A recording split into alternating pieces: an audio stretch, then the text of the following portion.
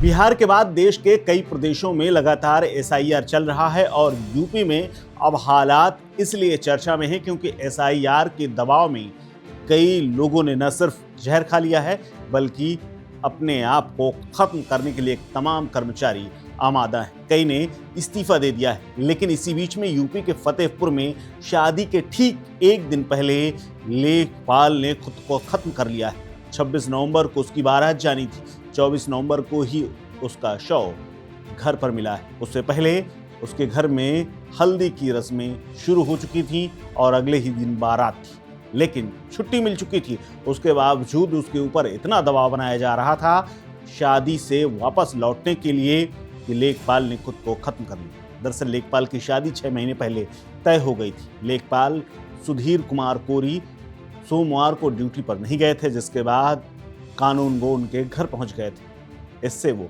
आहत हुए और परिवार कहता है कि मंगलवार को सुबह कानून गो घर आ गए थे और लेखपाल को सबके सामने डांट रहे थे। इसके बाद सुधीर कमरे में गए और दरवाजा बंद कर लिया। बहन ने आवाज लगाई तो कोई जवाब नहीं मिला। काफी देर तक आवाज नहीं आई तो परिवार वालों ने दरवाजा तोड़ा तो अंदर देखा कि सुधीर फंदे से लटके हुए। बेटी की लाश देखकर मां बेहोश हो गई। जैसे तैसे रिश्तेदारों ने उन्हें संभाला। लेखपाल की आत्महत्या के मामले में जब तमाम साथियों को जानकारी मिली तो लेखपाल संघ के तमाम कार्यकर्ता और लोग मौके पर पहुंचे और उन्होंने धरना प्रदर्शन शुरू कर दिया।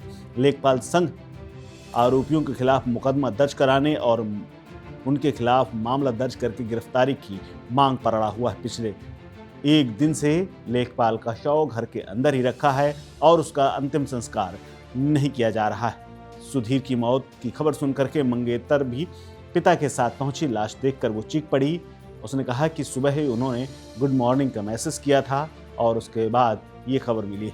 लड़की के पिता होटल बुकिंग का पेपर दिखा करके रोते हुए कहते हैं कि अब क्या होगा, मेरी बेटी से कौन शादी करेगा। सुधीर खजुआ ब्लॉक के सुल्तानगढ़ में लेखपाल के पद पर तैनात थे। उनकी चुनाव आयोग के एसआईआर अभियान में भी ड्यूटी लगी थी। उन्हें जहानाबाद विधानसभा का सुपरवाइजर बनाया गया था। सुधीर परिवार के साथ बिनकी कोतवाली के खजुआ कस्बे में रहते थे। घर में मां रामकुमारी, भाई जंग बहादुर, भाभी और बहन रोशनी भी रहती थी। पिता की पहले ही मौत हो चुकी है। भाई बहन की शादी हो चुकी है। 2 दिन पहले ही बहन रोशनी और भाई शादी के लिए गांव आए थे।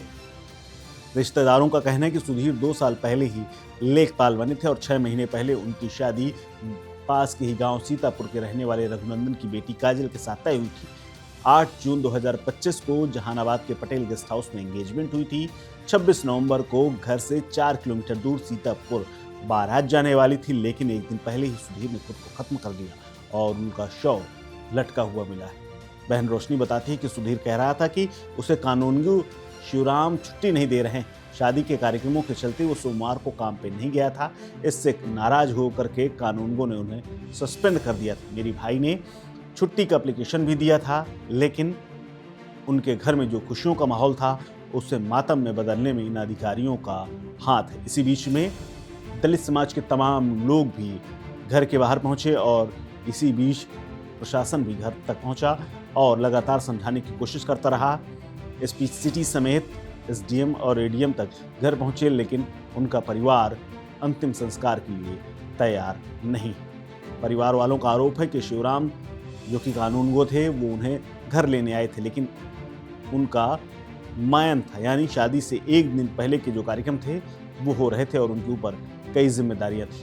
उन्होंने सुधीर को बुलाया और उनको हड़काने लगे। कहने लगे तुम काम नहीं करोगे तो कौन करेगा। बहन बताती है कि भाई को शिवराम जो कि कानूनगो थे उन्होंने हड़काया और उसके बाद डांट करके वो वापस चले गए। उसके बाद भाई कमरे गए और वहाँ से फिर वापस नहीं लौटे। हम लोगों को जब शक हुआ तो हमने शोर मचा करके घर वालों को बुलाया। दरवाज़ा तोड़ा तो भाई फंदे से लटके हुए थे। अब उनके खिलाफ कार्रवाई की मांग की जा रही है। इस खबर में फिलहाल इतना ही। अपडेट्स के लिए बने रहिए वन इंडिया हिंदी के साथ। नमस्कार। Subscribe to One India and never miss an update.